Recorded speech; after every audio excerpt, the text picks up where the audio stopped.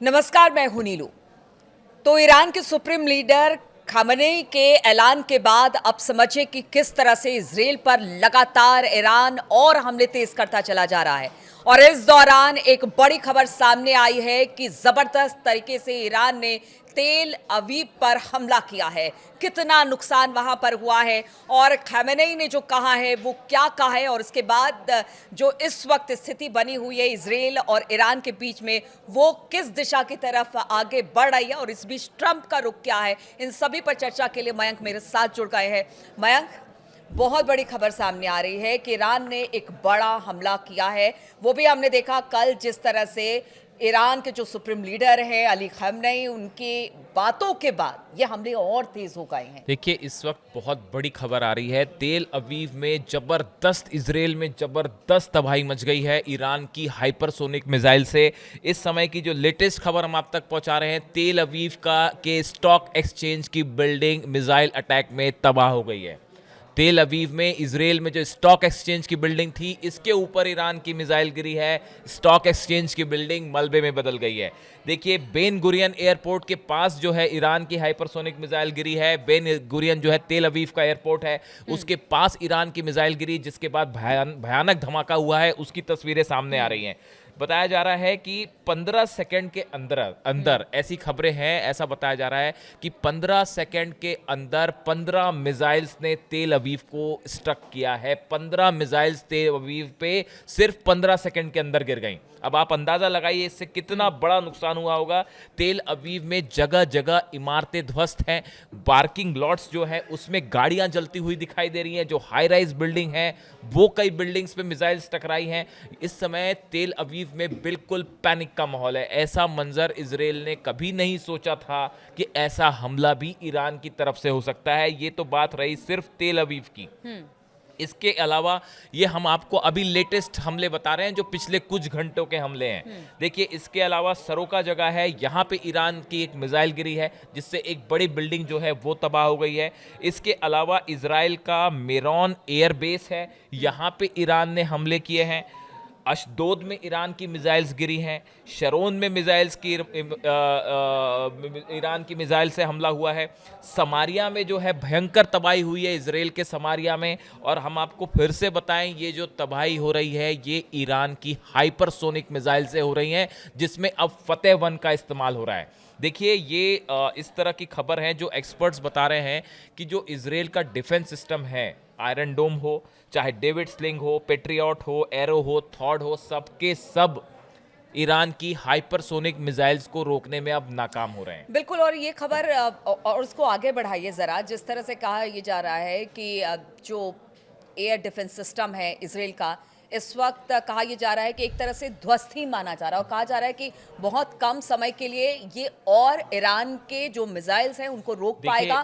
खर्च भी बहुत ज़्यादा हो रहा है बैंक, ऐसा भी सुनने में आ रहा है कि रोज़ाना कई करोड़ रुपए इस पर खर्च किए जा रहे हैं और बहुत कम समय के लिए। ये जो आपने सवाल पूछा, ये एक अमेरिका और नेतन्याहू के पैनिक की वजह बन गया है। ये जो एकदम आप देखिए, एक इजराइल में और अमेरिका में एक पैनिक है इसको लेके कि भाई अब क्या करना है, क्या करना है। उसकी एक बड़ी वजह है कि जो डिफेंस सिस्टम है इजराइल का, देखिए आप, डेविड स्लिंग है, ये इजराइल का डिफेंस सिस्टम है जो 300 किलोमीटर तक के रेंज पर काम कर सकता है। पेट्रियट है मिसाइल जो अमेरिका ने दी है, 160 किलोमीटर तक की मारक क्षमता से जो है आने वाली मिसाइल को रोक सकता है। एरो है, थार्ड है, ये सबके सब, एरो 3 है, ये सबके सब सिस्टम ईरान की मिसाइल्स को नहीं रोक पा रहे हैं। ऐसा भी कहा जा रहा है मयंक, इसको कंटिन्यू करेगा आगे, क्योंकि बहुत सारे सवाल, इसलिए मयंक को बीच में मुझे टोकना पड़ रहा है।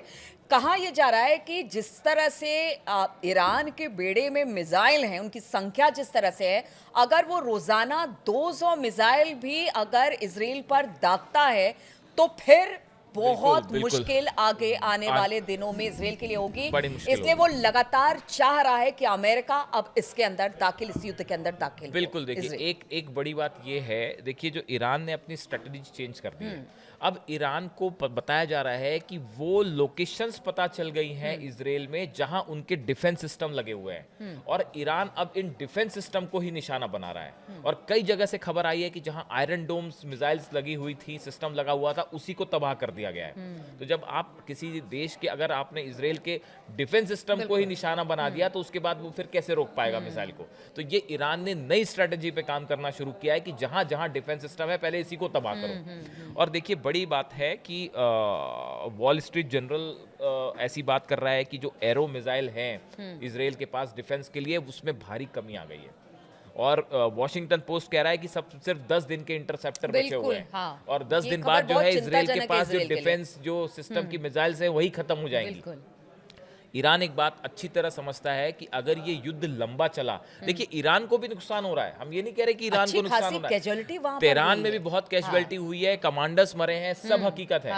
लेकिन जो पलटवार ईरान ने किया है, देखिए शुरुआती हमलों में ये हुआ, देखिए एक परसेप्शन बना कि ईरान के कई कमांडर्स मारे गए हैं, और ईरान की तरफ से ईरान ने कबूल भी किया कि हमारे कमांडर्स की शहादत हुई है वगैरह वगैरह, उन्होंने वो कबूल भी की उस बात को। लेकिन उसके बाद जो कमबैक किया है ईरान ने, 3 दिन की लड़ाई के बाद जब ईरान की तरफ से हमले शुरू हुए, और जब हाइपरसोनिक मिसाइल्स का इस्तेमाल फतेह 1 का, और अभी देखिए अभी सिर्फ फतेह 1 का इस्तेमाल हो रहा है, अभी फतेह 2 का इस्तेमाल नहीं हुआ है, अभी गदर का इस्तेमाल नहीं हुआ है, तो ही इतना कहर है। हाँ, तो ही इतना कहर है। और देखिए सबसे बड़ी बात यह है, ईरान की तरफ से कहा गया है, सीधा वार्निंग दी गई है अमेरिका को कि अगर आपने हमारे बेसिस पे, अगर अमेरिका हमले करता है, हाँ, तो कल अली खामनेई को भी हमने सुना, उन्होंने कहा, मतलब ट्रंप की धमकी का कोई असर ईरान पर नहीं देखने को मिल रहा है। अगर अली खामनेई कह रहे हैं कि देखिए हम धमकी से डरने वाले नहीं हैं, और अगर आप ईरान का इतिहास जानते हैं तो आपको पता होगा कि ईरान कभी भी झुकेगा नहीं, सरेंडर नहीं करेगा, यानी धमकी का कोई असर नहीं। खामेनेई साहब की तरफ से कल जो बयान दिया गया, नेशन को उन्होंने एड्रेस किया, उनका मैसेज जो पढ़ के सुनाया गया, उन्होंने कहा जो लोग ईरान का इतिहास जानते हैं उनको पता है कि ईरानी किसी की धमकियां नहीं सुनता। इजराइल ने बहुत बड़ी गलती की है और उसे इसकी सजा मिलेगी। ईरान थोपी गई शांति या युद्ध को नहीं मानेगा। ये एक क्लियर मैसेज है खामेनी की तरफ से कि भाई, उनके सुप्रीम लीडर हैं, उनकी तरफ से कि भाई किसी भी सूरत में ईरान ना सरेंडर करना तो छोड़िए, हम इजराइल की ईंट से ईंट बजा देंगे। ये उनकी तरफ से साफ संदेश है, जिसके बाद ट्रंप की तरफ से भी इंटरेस्टिंग बयान आया है, मैं क्या एक्शन लूंगा भी या नहीं ये सिर्फ मुझे पता है। और व्हाइट हाउस में मीडिया से जब इसे पूछा गया कि सरेंडर करने से, ट्रंप से जब पूछा गया कि खामेनी ने सरेंडर करने से इनकार कर दिया है, तो ट्रंप की तरफ से जवाब आया गुड लक। उन्होंने कहा गुड लक, और अगले हफ्ते तक का इंतजार करने को भी कहा, पता नहीं क्या करेंगे, तो ट्रंप ही जानते हैं। अब देखिए इस बीच में 2 बड़ी खबरें। अब सवाल ये है कि क्या अमेरिका की इसमें एंट्री होने जा रही है, क्या अमेरिका युद्ध में एंट्री कर रहा है? देखिए जो बर्नी सैंडर्स हैं, अमेरिका के सांसद हैं, इन्होंने एक इंटरव्यू में कहा है कि अगर राष्ट्रपति ट्रंप ईरान के खिलाफ किसी भी सैन्य कार्रवाई के बारे में सोच रहे हैं तो उसके लिए उन्हें अमेरिकी संसद से मंजूरी लेनी होगी, क्योंकि अमेरिकी संविधान में साफ है कि संसद ही तय करेगी कि देश में युद्ध जाएगा या नहीं, राष्ट्रपति अकेले तय नहीं करेंगे। बिल्कुल, और 2 धड़ों में यहाँ पर अमेरिका में भी लोग बटे हुए हैं, जो बिल्कुल ट्रंप के साथ हैं और जो ट्रंप के विरोध में, वो चाह रहे हैं कि युद्ध में ना जाए, अमेरिका युद्ध में ना जाए। ऐसा बड़ा खेमा है जो ट्रंप के खिलाफ है। ट्रंप की बातों से एक तरह से उकसाने वाली बात ज्यादा दिखती है। अगर वो गुड लक कहते हैं, बात नहीं करने की बात कहते हैं और धमकी देते हैं, तो ऐसे में स्थिति तो देखिए इस समय अमेरिका के सामने जो सबसे बड़ा द्वंद्व है वो है फोर्डो, जो हमने कल जिक्र किया था। जो फोर्डो प्लांट है, इसको GBU-57 जो बंकर बस्टर बम है अमेरिका का, उसके अलावा इसको तबाह नहीं किया जा सकता। बल्कि ये भी संशय है कि क्या इस पे अगर बंकर बस्टर बम डाला जाएगा तो भी वो जमीन के इतने नीचे है कि उससे नुकसान होगा या नहीं होगा। और अगर नुकसान नहीं होता है तो उस सिचुएशन में हालात जो बनेंगे वो फिर ये है कि ईरान फिर और तेजी से जो है न्यूक्लियर कर सकता है। जो हमने अपने एक वीडियो में जिस बात का जिक्र किया था कि one of the leading anchor of India has said, उन्होंने अपने शो में ये सवाल पूछा था, by this attack Iran is taken away from testing a nuclear bomb और Iran has come close to testing a nuclear bomb. क्या Iran परमाणु बम बनाने से दूर हुआ है या और करीब आ गया है? ये बहुत बड़ा सवाल है। देखिए अगर आप फोर्दो पे हमला करते हैं और उसका अगर यूरेनियम एनरिचमेंट जो प्रोग्राम है अगर वो तबाह नहीं होता है तो उसके बाद इसमें कोई शक नहीं, जो एक्सपर्ट्स कह रहे हैं कि चंद महीनों के अंदर ईरान न्यूक्लियर टेस्ट कर लेगा और उसके बाद जो मेन मिशन था इजराइल का और अमेरिका का वो दोनों फेल हो जाएंगे। बिल्कुल, देखिए ईरान की बैलिस्टिक मिसाइल से इस वक्त इजराइल भी काफ़ी परेशान है, उसकी जितनी तकनीक है यहाँ पर फेल होती दिखाई दे रही है। अब ऐसे में अगर इजराइल कमज़ोर पड़ता है, नहीं चाहते हुए भी, क्या अमेरिका इसमें जाएगा?